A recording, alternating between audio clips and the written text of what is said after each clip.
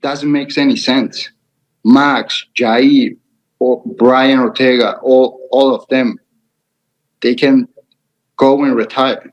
I'm never going to give them the chance to fight for the title. So Ilia Topuria hasn't even won the belt yet, and he's already calling his shot, saying he's not going to fight guys like Max Holloway. He's not going to fight Brian Ortega, Yair Rodriguez. And I'm going to talk about this because I think it's pretty crazy to say, but I also want to talk about, is Ilia Topuria overconfident going into this fight? But let's talk about this statement Ilia said. He said, I'm not going to fight guys like Max or Yair or Brian Ortega. They should just retire because they're never going to get a title shot after I beat Volk. First of all, I think it's kind of crazy that he's calling his shots before he's even won the belt. He hasn't even beat Volk yet, and he's already almost looking ahead at what's after him. Now, if he does beat Volk, which there's a good possibility he does, I'm still on the fence with who I'm going to pick. Ilia does a lot that can give Volk a ton of problems, like his boxing, like his one-shot knockout power. He's probably the hardest puncher Volk has ever faced, and that's dangerous coming off a knockout loss to Islam only a few months before.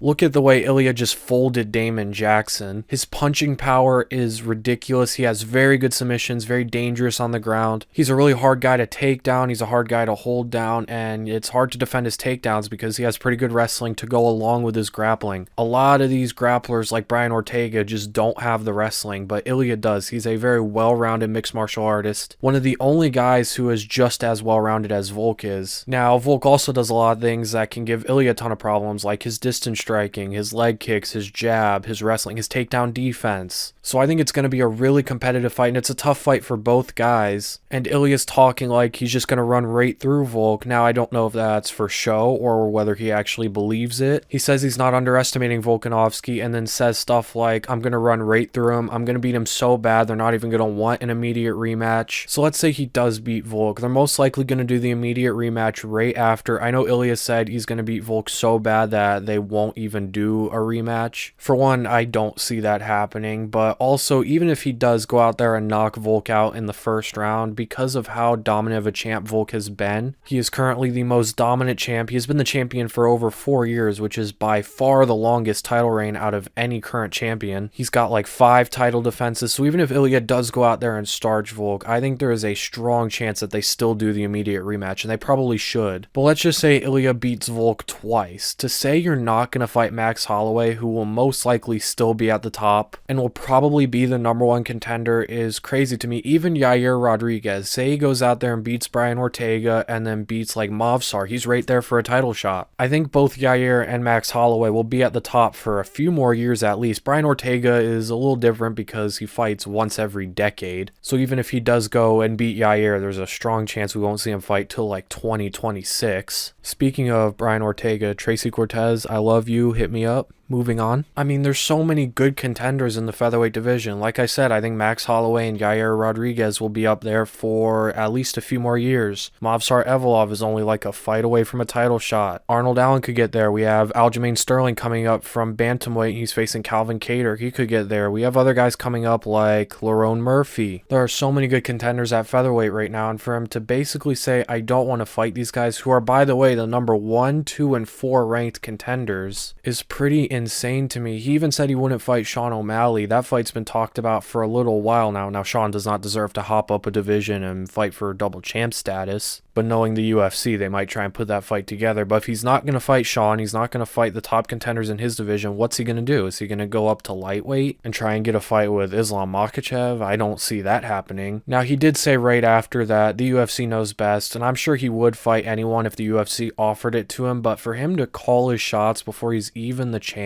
could show that maybe he's a little overconfident going into this fight. Now, you got to be confident in yourself. You got to think you're the best to become the best. That's the same for every athlete in any sport. Sports are very mental, especially fighting, and you have to be extremely confident, almost to the point of delusion in yourself. But if you're too confident, it can get you hurt. You could potentially underprepare, not take your opponent seriously enough. If you look ahead, almost like Ilia is doing at what's next, and you lose focus on what's in front of you. Now, I don't think Ilia is underpreparing for Volk. I think he's taking Volk extremely seriously, but some of what he's saying is a little worrying, and it's kind of funny because him and Volk Volk have a very similar mentality where they both respect each other, but they're saying they're going to run right through them. It's not even going to be competitive. I think it's an interesting thing we should watch out for. I don't think either of them are overlooking their opponent. I think they both know it's going to be a tough fight. I just think it's kind of ridiculous how Ilia is almost looking past Volk and then refusing to fight guys who will probably be the top contenders when he's not even the champion yet. But anyways, that's the end of the video. Quickly before I go, I want to say thank you guys for 500. We actually just passed 600 subs now. The growth has been crazy. I just do this shit for fun. I'm just a guy with a shitty ass mic that talks shit on the internet and has fun doing it. But the fact that people are watching, and not only watching, they're also subscribing, is crazy to me. I did not expect 5 months in to have 600 subs, so thank you guys. I am more motivated now than ever to film videos. I got so much stuff coming.